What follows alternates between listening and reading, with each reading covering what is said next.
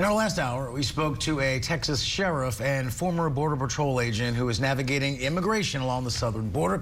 Now we'll hear from another side of the debate. Joseph Basile is the president of Catania Oils, a wholesaler located in Massachusetts. They have hired migrant workers as machine and forklift operators.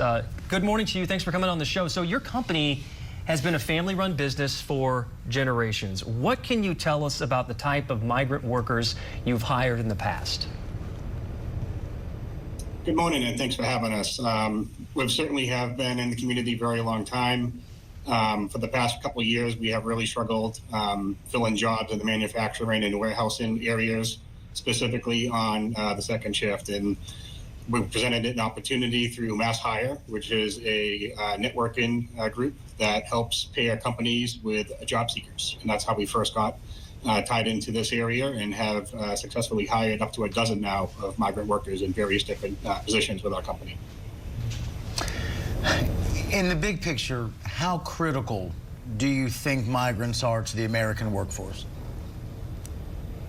I mean, I think it's very critical. I think there's an eagerness and a willingness and an incredible work ethic with many of these individuals. We've had actually three that have been here almost a year.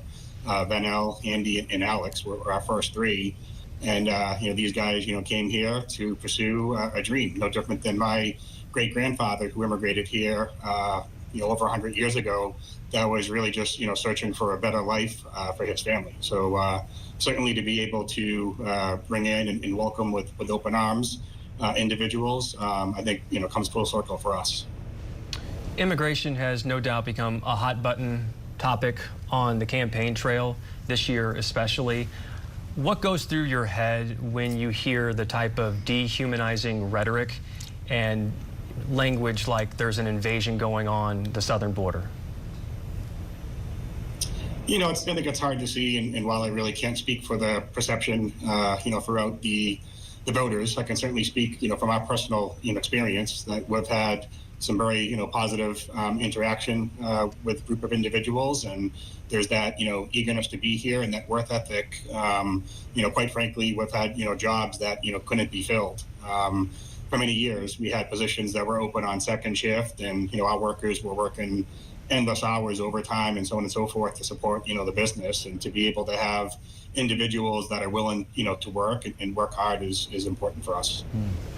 And I'm just curious, when you look at the total picture of your staff, what is the migrant to non-migrant breakdown of the workforce for your company?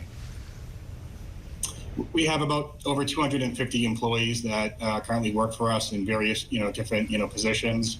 Like I said, we have about a dozen or so that are migrant workers.